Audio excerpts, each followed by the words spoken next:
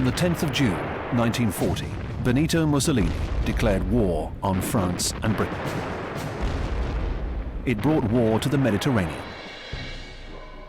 This was Mussolini's war. It was one that Hitler, preoccupied with his ambitions in Eastern Europe, had little interest in. Hitler was happy for Mussolini to take the initiative, and Germany became involved only when the ability of the Italian armed forces failed to match Il Duce's ambitions. The Italian declaration of war was sparked by Benito Mussolini's fear that he might have left it too late to share in the spoils from the German blitzkrieg through the Low Countries and France. As France collapsed, Mussolini rushed his ill-prepared armed forces into war in his determination to seize control of the Mediterranean and turn it into an Italian lake. Mussolini's dream of a new Roman Empire in the Mediterranean aimed at conquering the lands that were under British and French control. Mussolini told Hitler that he wanted Corsica, Malta, Tunisia, parts of Algeria, an Atlantic port on the Moroccan coast, and French Somaliland, as well as replacing the British in Egypt and the Sudan. It was a war that would be waged on land, sea, and air. And throughout the campaign, the land battles were often determined by what happened at sea.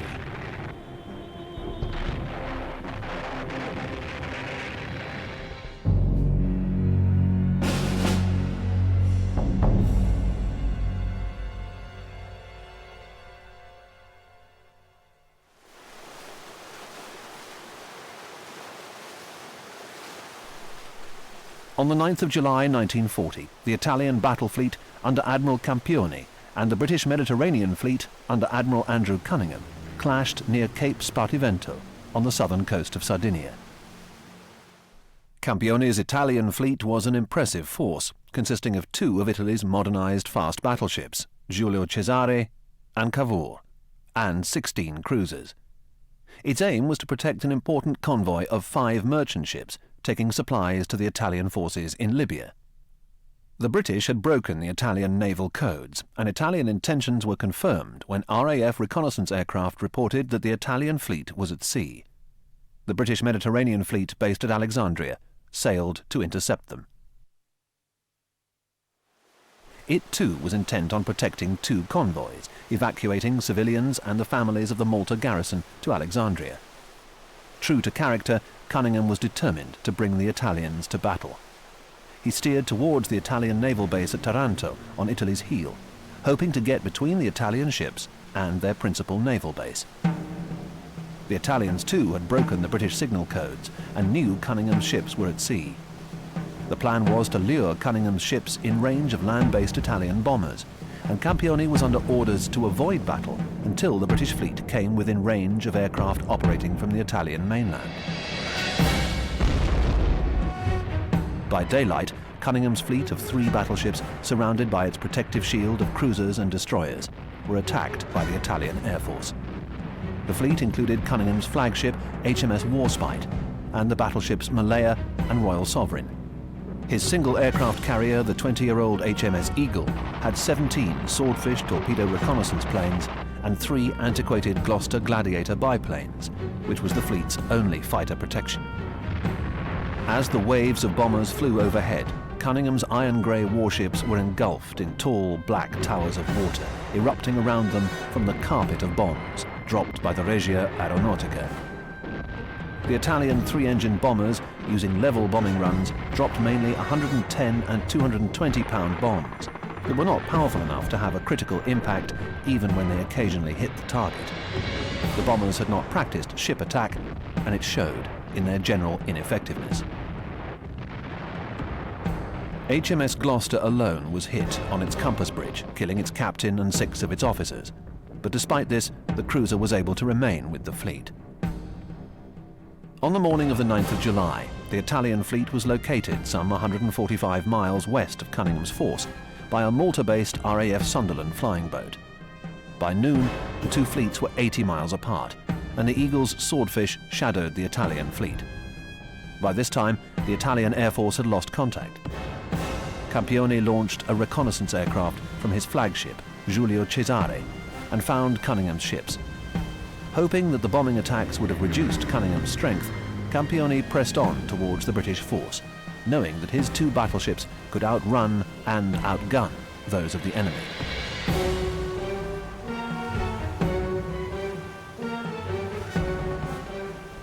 His 6 heavy and 10 light cruisers were superior to Cunningham's 4 effective light cruisers, especially with the damaged Gloucester being held back from the action to protect the Eagle.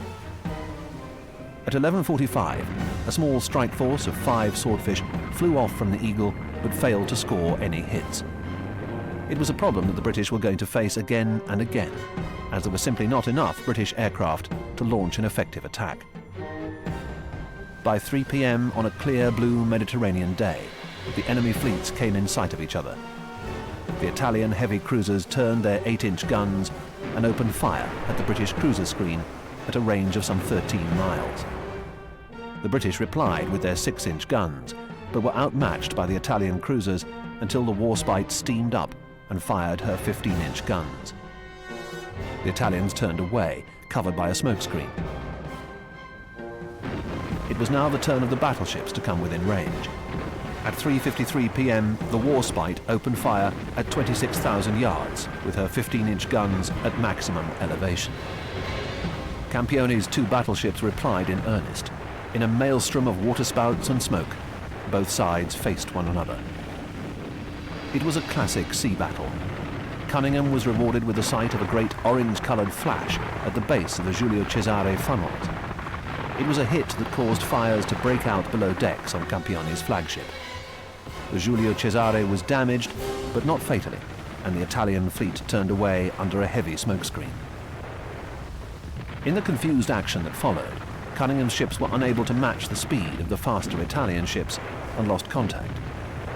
It was only now that the bombers of the Italian Air Force appeared. To Campioni's fury, they mistook the Italian fleet for that of the Royal Navy and repeatedly bombed his ships as they steamed back towards the Italian mainland. Over the next 4 days, as they steamed back to port, the British fleet came under intense air bombardment, with 22 attacks and over 300 bombs being dropped on the 12th of July alone, 36 of them plunging within 200 yards of the Warspite. The 3 outnumbered gladiators on the Eagle performed miracles and shot down 5 of the attacking bombers as they covered the withdrawal of the fleet to Alexandria. This first brush between the Italian and British fleets, although brief and inconclusive, foreshadowed the pattern of the war in the Mediterranean. It demonstrated the importance of the cipher war and how signal interception and decryption would dictate strike and counterstrike by both sides. This war was won for the Allies thanks to the ultra-decryption of the German and Italian Enigma traffic. It showed that what happened on land would be determined by the effectiveness of sea supply and logistics. The campaigns in Greece and Crete and the seesaw battle along the North African coastline would depend on what happened to the convoys bringing supplies by sea. Axis success depended upon oil and supplies getting through to their forces in North Africa, and in the same way the British ability to prevent this was dependent on their ability to sustain the strategic island of Malta with aircraft, fuel, food and supplies. The Battle of Cape Spartivento also demonstrated that what happened at sea was determined by who had control of the air. It showed that the greatest risk to ships was from aircraft attack, and that a fleet could operate at sea only with its own fighter cover. This needed to be substantially greater than 3 ancient biplanes that defended Cunningham's ships at Spartivento from the as yet ineffective tactics and inadequate bombs of the Italian Air Force. 3 ancient biplanes were also no match for the much-feared Luftwaffe. The first battle showed how difficult it was for warships to intercept and sink convoys without putting themselves at risk. Attacking convoys was found to be best left to aircraft and submarines. But as yet, Malta, the most likely British base to carry out these offensive operations, was not equipped with the resources in the shape of aircraft and submarines to do it. Malta was Britain's unsinkable aircraft carrier in the Mediterranean, anchored off the southern foot of Sicily and ideally positioned to fly reconnaissance aircraft over the convoy routes between the Italian mainland and North Africa. It could play a war-winning role as a base for intercepting Italian convoys, but as yet lacked the offensive resources to take the war to the enemy. It also lacked resources to protect itself in the case of an invasion. Its potential was evident, but after the fall of France, Britain had lost an army's worth of equipment on the roads leading back to Dunkirk. Its preoccupation was in preventing a German invasion, and Malta had to make do with what little could be scraped together. The battle for Malta would determine the course of the war in the Mediterranean. The struggle was determined by the British ability to build up and preserve Malta as an offensive base in waters where the nearness of Sicily and the Italian mainland meant that it should have been dominated by Axis air and sea power. The British faced the ongoing struggle of running fast ships and convoys to maintain their island fortress, while the Axis decided how best to eliminate, or at least neutralize it. This struggle determined the success of the campaign in North Africa and the fate of the campaign in the Mediterranean. Discover the past with exclusive military history documentaries and ad-free podcasts presented by world-renowned historians, all on History Hit. Watch them on your smart TV or on the go with your mobile device. Download the app now to watch everything, from the gripping story of the Band of Brothers to Operation Barbarossa and D-Day. Immerse yourself in the dramatic stories of this remarkable era by signing up via the link in the description.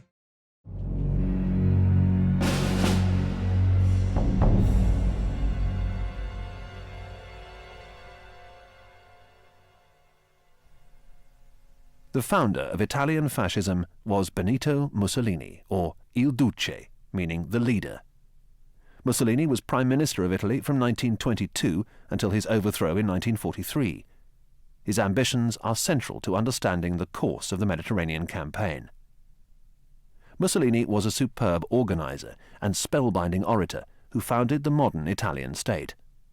A First World War veteran who'd been wounded in action with the elite Bersaglieri on the Italian front. Mussolini established a black-shirted militia whose badge and name was taken from the bundle of reeds or fasces used as a symbol of office by the officials of ancient Rome. He was an effective administrator who won his country's approval in a series of social improvements and large-scale public works, and is still known as the man who made the trains run on time. Hitler admired what Mussolini had achieved in Italy and copied the fascist Roman salute and black shirts for his own Nazi party. Mussolini dreamt of re-establishing Rome's empire in the Mediterranean, the Mare Nostrum. Embarking on a series of military adventures to achieve this goal, he dragged an unwilling country into World War II, but lacked the resources and industrial base to achieve his ambitions. Il Duce's forces suffered military humiliation on land and at sea. His campaigns in North Africa and in Albania and Greece had to be rescued from complete disaster by Germany's intervention. As the war progressed, however, Mussolini lost Hitler's respect and became more and more of a liability within the Axis alliance. Mussolini was deposed when the Allies invaded Sicily in 1943. Rescued from imprisonment by a daring raid by German special forces, he headed a puppet government in northern Italy until the last days of the war. He was captured by communist partisans while trying to escape with his mistress to Germany, shot, mutilated, and hung by his ankles from a meat hook in a public square in Milan. Mussolini was determined to establish Italian control over the Mediterranean, but despite France's defeat and Britain's weakness after Dunkirk, he still faced potential rivals. Under the fascist government of General Franco, Spain also had ambitions in the Mediterranean. Franco wanted to expand the Spanish Empire with the addition of Gibraltar, French Morocco, and parts of French West Africa, as well as guaranteed food and arms supplies from Germany. Franco was encouraged by Hitler to join in a joint attack on Gibraltar to close Britain's western gateway into the Mediterranean. But Spain was exhausted from the Spanish Civil War and was reluctant to commit to another war. Hitler found Franco to be a deft negotiator, and after a protracted meeting between the two in October 1940, he remarked that he would rather have 3 or 4 teeth extracted than have another similar meeting. Franco voiced support, but promised nothing. But conscious of his country's dependence on imported foodstuffs, Franco was prepared to assist in Hitler's ambitions in Russia, but refused to move against Gibraltar.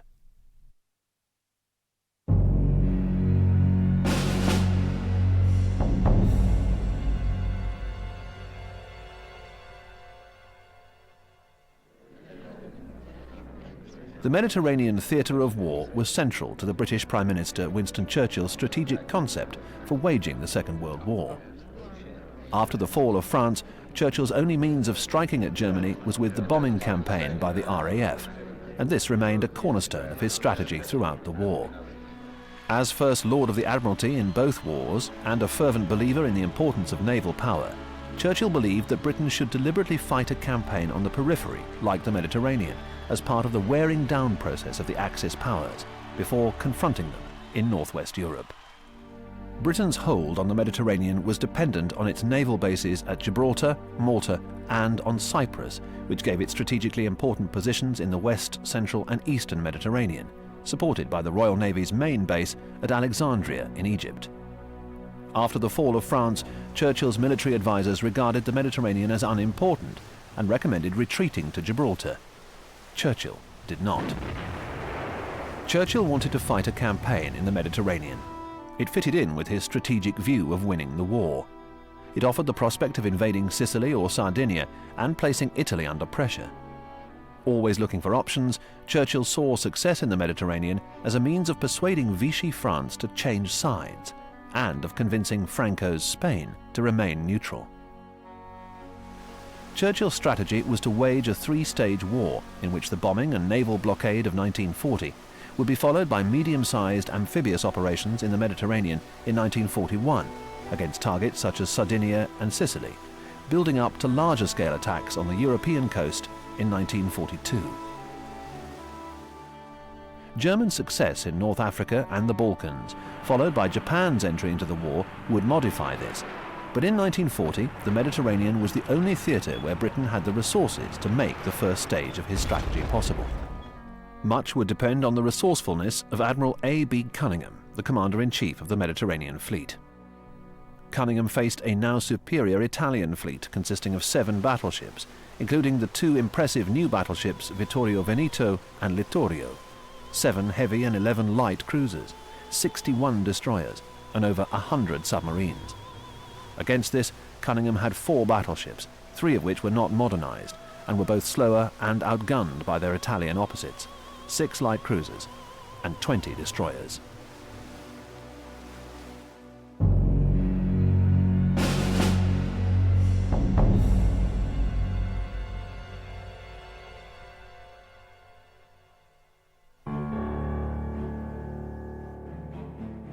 The Vichy government of defeated France was still a viable Mediterranean power, with forces positioned in Algeria, the Mediterranean coast of which formed part of metropolitan France, French Morocco, and Tunisia, as well as the mandated territories of Syria and Lebanon. The French army in Africa was also well armed with modern weapons and fiercely loyal to the Vichy regime. By 1939, the French Navy under Admiral Darlan was the 4th largest in the world. It was very modern and professionally manned. After the fall of France, an ad hoc force called Force H under Admiral Somerville was put together at Gibraltar to fill the gap left by the French in the Western Mediterranean. A powerful force of 4 capital ships, it went some way to redress the balance. It consisted of Somerville's flagship, the battlecruiser Hood, the battleships Valiant and Resolution, the aircraft carrier Ark Royal, the light cruiser Arethusa, and 4 destroyers. Its principal task was to ensure that the French fleet did not fall into German hands. On the 3rd of July 1940, Force H attacked the French naval base at Mers el-Kebir near Oran in Algeria. It was a gamble that risked bringing Vichy France back into the war on the side of the Axis. After prolonged negotiations, the French still refused to immobilize their powerful fleet of 2 battleships, 2 modern battlecruisers, 13 destroyers, and 4 submarines. Somerville opened fire and followed this up with torpedo attacks from Swordfish from the Ark Royal. The battleship Britannia blew up with heavy loss of life. Torpedoes in a second attack crippled a second battleship, the French flagship Dunkirk, 3 days later. On the 5th of July, the battleship Richelieu was attacked and damaged in the port of Dakar by torpedo bombers from the aircraft carrier Hermes. These naval attacks created enormous tension between Britain and France's Vichy government. It confirmed in the Vichy mind the image of perfidious Albion, who had abandoned France at Dunkirk and who now were prepared to strike and kill Frenchmen in pursuit of a war it believed Britain could not win. It was Churchill's signal to the world that despite all odds, Britain, although alone in Europe, would stop at nothing to win the war in the Mediterranean. This resolve made a positive and important impact on public opinion in the United States.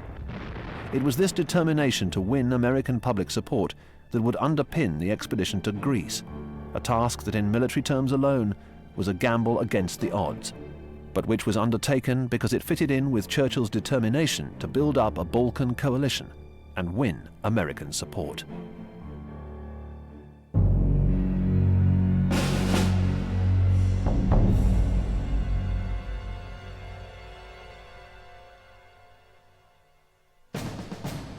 General Sir Archibald Wavell was Commander-in-Chief Middle East from the outbreak of war until July 1941, when General Sir Claude Auchinleck replaced him. General Harold Alexander, who together with Lieutenant General Bernard Montgomery formed a formidable partnership that engineered Rommel's defeat in North Africa, in turn would replace Auchinleck. With his air force and naval equivalents, Wavell formed a high command responsible to the British Chiefs of Staff. The area he was responsible for was vast and included British land forces in Egypt, the Sudan and Palestine Jordan, East Africa and British Somaliland, as well as any forces that might be dispatched to Turkey, the Balkans, Iraq, Aden or the Persian Gulf. After the fall of France, Wavell's command was the only one fighting a land war against the Axis powers. In early 1941, he was fighting 3 separate campaigns with limited resources: the Western Desert, the Balkan and East African campaigns, the success of each being determined by events in the Mediterranean. Admiral A.B.C. Cunningham was Commander-in-Chief of the British Mediterranean Fleet on the outbreak of war in September 1939. Cunningham was the image of a fighting admiral, with piercing blue eyes, ruddy complexion, and an infallible memory for former shipmates. During the worst days of the battle for Crete, one of his staff remarked that fighting the Luftwaffe was like butting one's head against a wall. Cunningham replied that, "What you have forgotten, you miserable undertaker, is that you may be loosening a brick."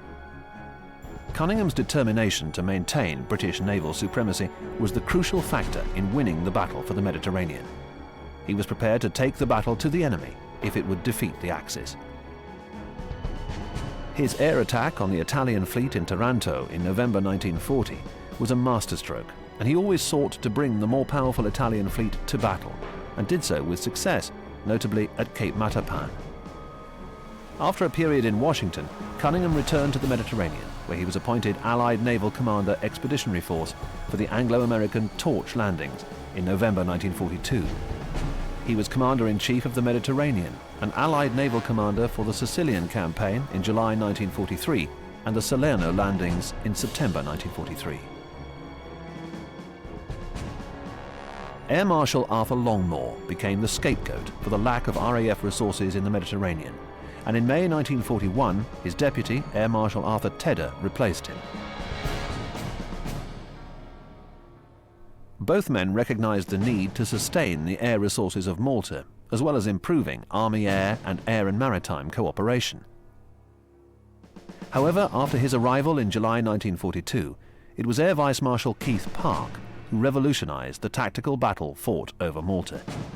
It was he who was able to capitalize on the increased air resources to win the air war and increase Malta's strike effectiveness during the critical battles on the Alamein Line from July to November 1942.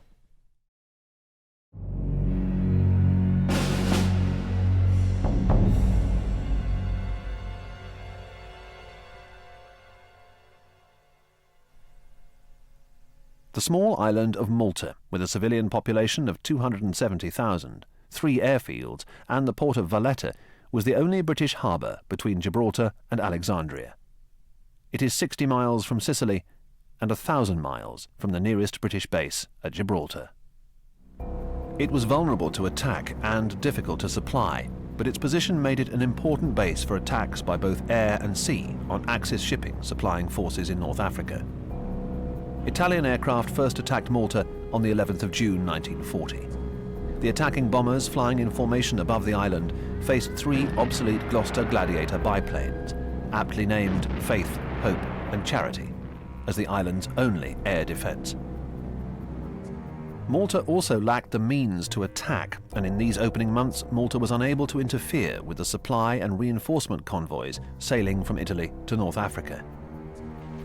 In 1940, Malta had 6 of the 7 infantry battalions assessed as necessary for its defence against invasion, but lacked anti-aircraft and air defences. On a rocky island smaller than the Isle of Wight, bisected by ravines and gullies with limited flat land, the 3 available airfields had a capacity of 5 squadrons. 2 of these were reconnaissance, 1 of Wellington bombers, and the last Swordfish torpedo bombers. A Hurricane fighter squadron reinforced the original biplanes, and a steady stream of Hurricanes was deployed to Malta as they became available. The island was only 20 minutes flying time from enemy airfields on Sicily, and there was no room on the island to give any depth to the defences. It lacked both an efficient radar and observer system, and so the fighter defences had to be scrambled once the enemy were over the island.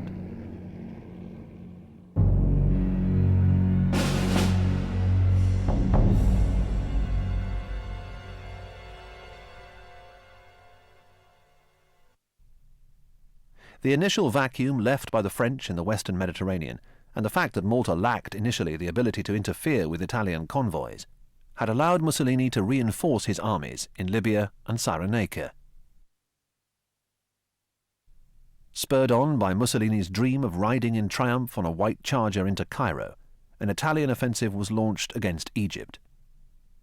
The Italian forces attacked first under Marshal Balbo and then under Marshal Graziani on the 13th of September 1940. This and the Italian attack on Greece in October 1940 dictated the first major steps in Churchill's war after the fall of France.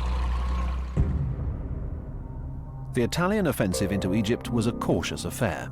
Graziani's 10th Army advanced some 62 miles, with his infantry supported by 72 Italian-designed M11 tanks, which are generally regarded as one of the worst tanks of the Second World War, and inferior in speed, armour and armament to their British cruiser tank opponent. After occupying a line of forts, Graziani halted on the defensive. His army of 250,000 faced a British and Commonwealth force of only 36,000.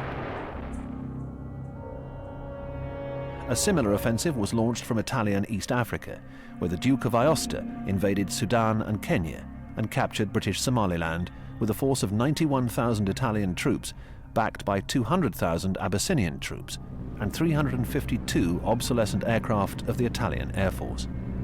Although opposed by less than 40,000 British troops and less than 100 aircraft, the Italian forces failed to seize the initiative, and after a similarly cautious advance, went onto the defensive. Mussolini followed up these offensives with an invasion of Greece from occupied Albania. Britain immediately supported the Greek forces with 5 RAF bomber squadrons under the 1939 Anglo-French agreement that had guaranteed Greek independence. The bombers assisted the Greeks in their spirited resistance to the Italian army, which, although impressive on paper, lacked the supplies, ammunition and will to match the outnumbered and ill-equipped Greek army, and the Italian offensive collapsed. The Greeks counterattacked in November 1940, driving the Italians back into Albania, and it seemed that for a while the Italians would lose control of the Adriatic ports that were critical to the resupply of their armies in Albania. It was a humiliating defeat by a partially trained, ill-equipped Greek army that emboldened Churchill to offer support. The Greek success was matched by Cunningham's willingness to take the war at sea to the Italians, and ships of the Mediterranean fleet conducted night bombardments of the Italian-held Adriatic ports. As with everything in the Mediterranean, seemingly separate campaigns were interconnected, one feeding off the other, and at this stage of the war, critically scarce British resources were juggled by Wavell around and across the Mediterranean to meet each crisis. The Greek success in Albania and the passiveness of the Italian armies on the Egyptian border and in Abyssinia convinced Wavell to go onto the offensive in North Africa. Wavell's counterattack against Graziani's army was prompted by the success of Admiral Cunningham's brilliant attack on the Italian fleet anchored at Taranto. The Italian declaration of war on Greece had added to Cunningham's burden with his need to escort supply convoys to Piraeus in Greece. However, it also gave Cunningham the use of the deep-water harbour at Suda Bay on Crete. This, together with the arrival at Malta of 3 Glenmartin Maryland reconnaissance aircraft, which could fly faster and higher than the Sunderland flying boats, allowed Cunningham to maintain his reconnaissance of the principal Italian naval ports. Guided by this reconnaissance information, and with the feedback from ultra-intercepts of Italian signal traffic, Cunningham combined the movement of his ships and those of Force H to cover critical convoys carrying reinforcements to Malta and to Crete. He also planned to mount a torpedo bomber attack on the Italian naval base in Taranto. Cunningham knew that all of the important eggs, namely 6 Italian battleships, were in one basket in the Italian Navy's main base.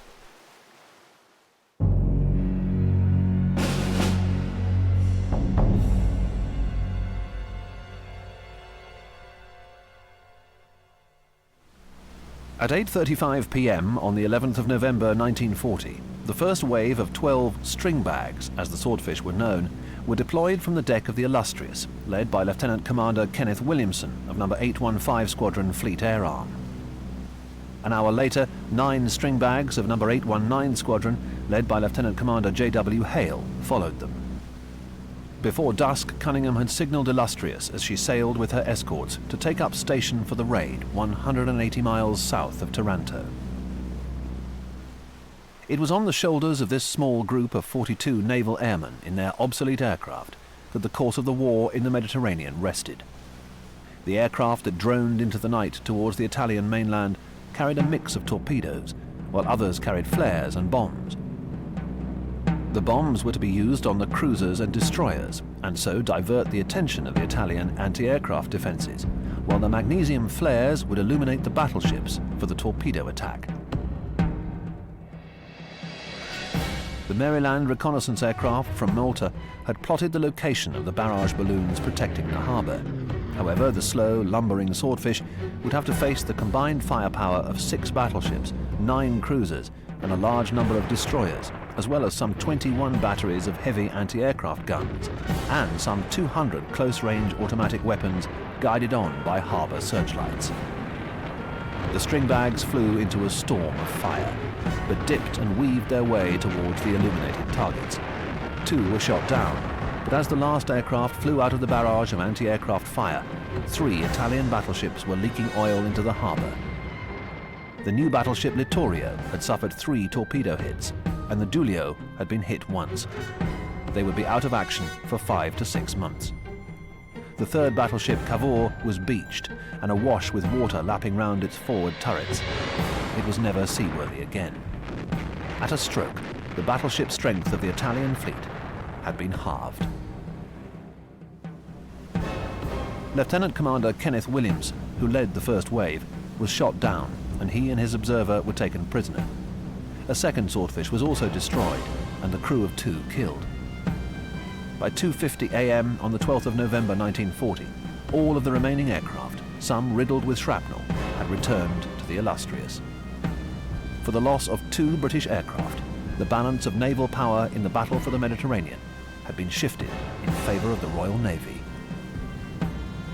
The following day, every seaworthy Italian ship in the harbour left for safer berths on the Italian west coast, reducing the threat to British convoys. It was a daring and successful operation that proved to be a turning point in naval history. It was a grievous blow to Italian pride and morale, but while the battleship strength had been turned in favour of the Royal Navy, this was less significant than it seemed. What it signalled was the arrival of air power as the decisive element in maritime strategy. Cunningham's success at Taranto would be a strong influence on Japanese planning for their attack on Pearl Harbor. Together, Taranto and Pearl Harbor signalled a close to the era of battleship supremacy. From now on, navies could sail with impunity only if they controlled the skies above them. Britain had gone some way to neutralising the Italian fleet, and Cunningham's fleet could operate at will in the central Mediterranean.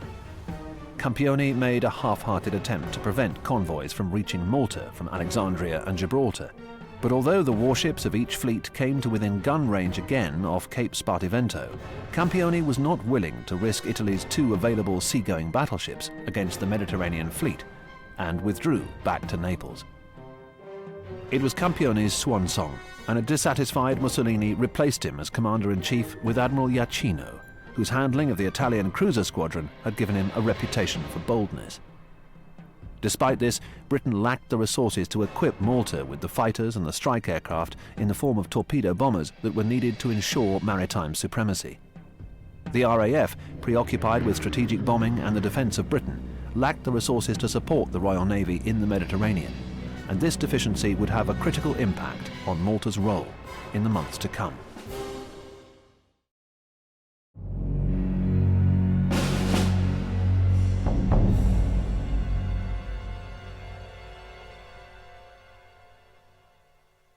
In North Africa, British and Commonwealth forces stationed in Egypt drove the much larger Italian army back across Libya in February 1941. The land battle became a seesaw affair that was dominated by the struggle for air and sea superiority in the battle for the Mediterranean. It also became overshadowed by the logistics stretch of trying to sustain advancing armies moving along a single axis parallel to the Mediterranean Sea and being supplied by trucks over hundreds of miles of desert road, or through the small inadequate ports with few or destroyed facilities.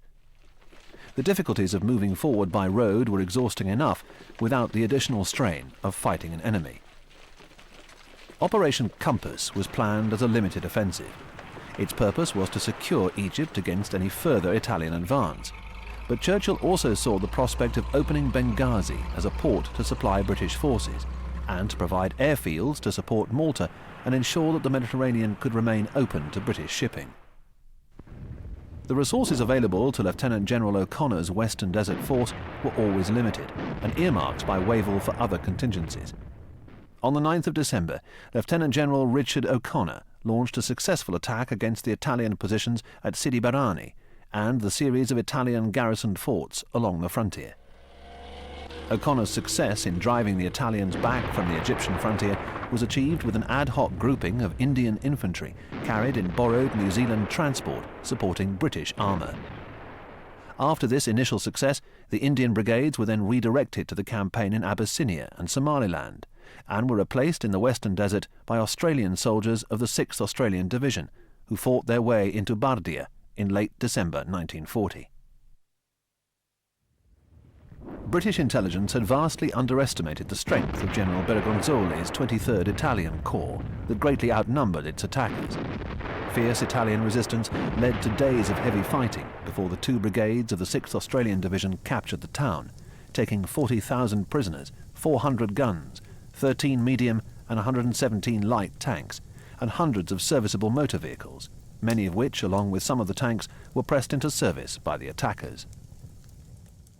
The fortified port of Tobruk fell to the Australians after equally heavy fighting on the 21st and 22nd of January 1941.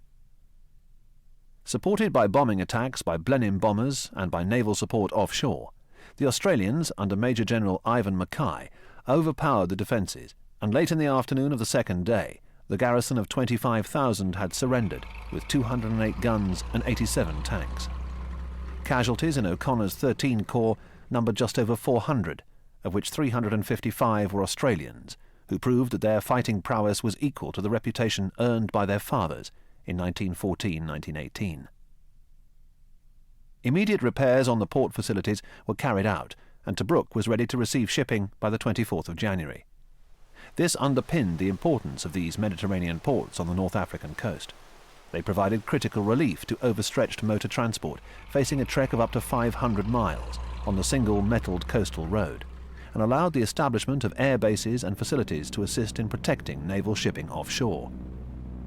The scale of O'Connor's success took both Wavell and Churchill by surprise. Their concerns were focused on events in the Balkans and Greece's successes against the Italian army in Albania, and they were less willing to focus on the possibilities of a further advance on Tripoli. Churchill was the driving force behind commitment to Greece. Although it was recognised that Greece's heroic defence against the Italians in Albania would be useless against superior German power, Churchill still dreamt of a Balkan front against Hitler. He was also conscious of the formal commitment that Britain had made to Greece in April 1939, when Italy invaded Albania. The Greek president, General Metaxas, dismissed the initial offers of assistance to Greece as inadequate. He believed the British offer would only increase Greece's problems by giving the Germans a pretext to attack. Papagos, the Greek commander-in-chief, assessed that British assistance would not only be unable to achieve the military and political solutions needed, but would be strategically unsound. In fact, Papagos believed that the 2 or 3 divisions that Wavell proposed to withdraw from the army in Egypt to send to Greece would be more usefully employed in Africa to achieve a strategic result by pushing on towards Tripoli. In strictly military terms, Papagos was correct, but Churchill was looking at the bigger picture. He was intent on demonstrating British resolve to wage war to President Roosevelt and the American public. After some initial skepticism, Wavell eventually accepted that Greece had to become a priority over all operations in the Middle East after Tobruk was taken. He made O'Connor aware that the advance into Cyrenaica was conditional on using resources that were earmarked for release to the Balkans. Once they were needed, O'Connor would have to halt his progress. O'Connor's bold stroke of striking south through the desert, bypassing Benghazi and establishing a block on the coastal road at Beda Fom on the 7th of February 1941, cut off the retreat to Tripoli of Marshal Graziani's 10th Italian Army. 25,000 prisoners were taken at Beda Fom by a tiny British force consisting of 4th Armoured Brigade that had less than 40 tanks, with a single infantry brigade. The Rifle Brigade was supported by a regiment of guns. It made itself the cork in the bottle, and this brilliant victory was the climax to a campaign that destroyed an army. The campaign in Cyrenaica was the first British victory of the war. O'Connor's Western Desert Force had advanced over 600 miles over a single metalled coast road and rough desert tracks. The Italian army and its commanders had been shocked by the mobility of the much smaller British force. The Italians had relied on defended ports with concrete emplacements, wire and mines covered by machine guns and artillery. Once bypassed or surrounded, Italian infantry without transport became hostages to fortune. The result was the destruction of the Italian 10th Army and the Air Force resources trapped in Cyrenaica. A British force of never more than 2 divisions, 1 armoured, had advanced over 500 miles and totally destroyed an Italian army of 10 divisions, for a loss of 500 killed, 1,375 wounded, and 55 missing. Italian casualties included 130,000 prisoners, 380 light and medium tanks, and 845 guns. Around 150 Italian aircraft had also been destroyed or captured. Graziani did not share the fate of his army. With his reputation destroyed, he pleaded a nervous breakdown and retired to private life, while a subsequent board of inquiry reported adversely on his conduct of the campaign.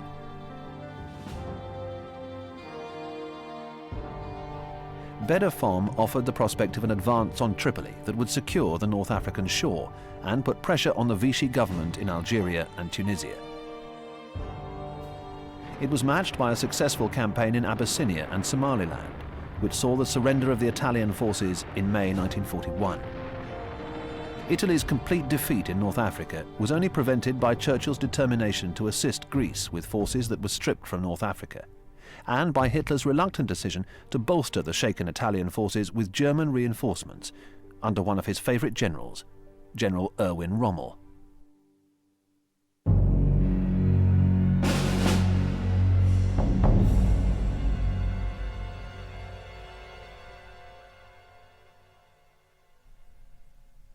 On the 12th of February 1941, Churchill warned Wavell that his main priority was to help Greece or Turkey, or both.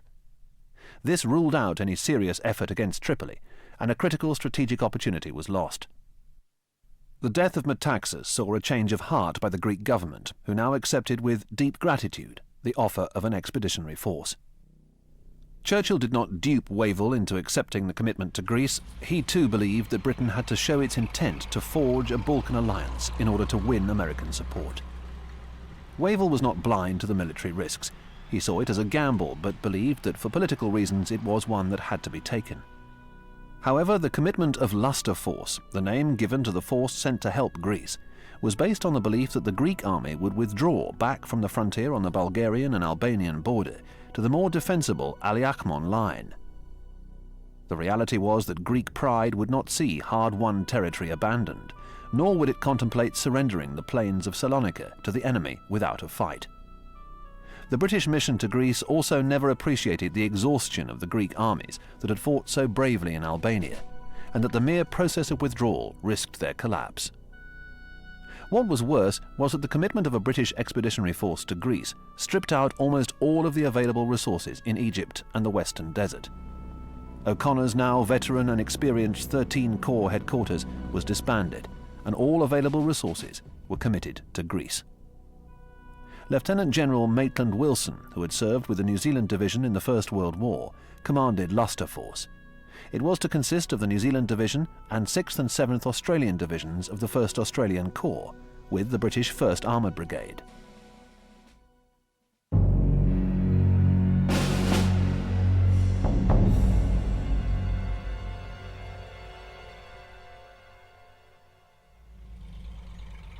Hitler, intent on securing his southern flank before moving against the Soviet Union, crossed into Bulgaria on the 1st of March 1941. The first elements of Luster Force, 1st Armoured Brigade and the leading infantry brigade of the New Zealand Division would not be in position until the 3rd week of March, and would not be joined by the remainder of the New Zealand Division and the 1st Brigade of the 7th Australian Division before the end of the month. It would be a race between the Germans and the Allies to see who reached the Aliakmon line first. This was compounded by the news that the Greek army had chosen not to withdraw from their frontier positions. Wavell had to accept that as his troops landed in Greece, their chances of holding the German advance had disappeared, and he made plans for the evacuation. The British position in the Mediterranean was grievously weakened by its commitment to Greece and by the arrival of the Luftwaffe in the region from January 1941. Hitler committed Flieger Corps 10 to assist the Italian Air Force and directed the formation of an Africa Corps under General Erwin Rommel to stiffen the Italian defense of Tripoli. Both would have an immediate impact on the situation in the Mediterranean.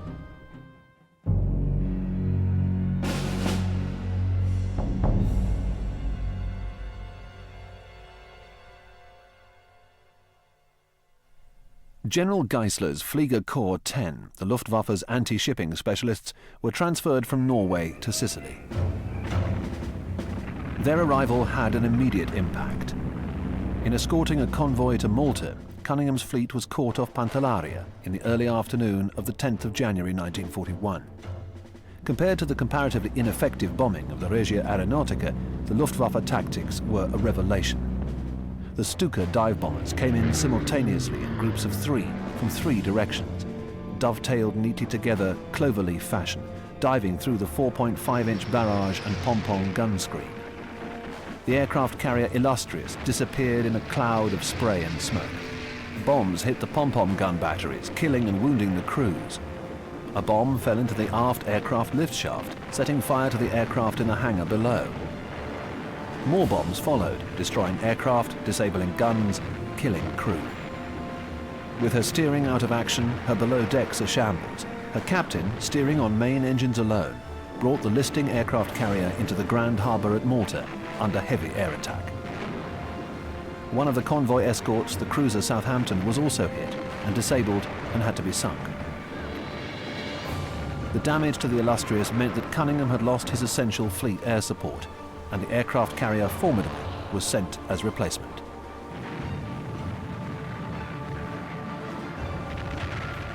Air raids on Malta intensified between January and April 1941 during the Greece and Crete campaigns. The first heavy attacks were on the 16th of January in an attempt to destroy the Illustrious. 40 to 80 aircraft attacked at any one time from their bases in Sicily, 20 minutes away. The Illustrious was hit but not badly damaged, but dock facilities were wrecked. Although the Illustrious escaped Malta on the 23rd of January and reached Alexandria despite air attack, from now on any naval movement required massing all available resources, and the lack of air cover made them vulnerable to attack. The arrival of the Luftwaffe had closed the Mediterranean to through traffic.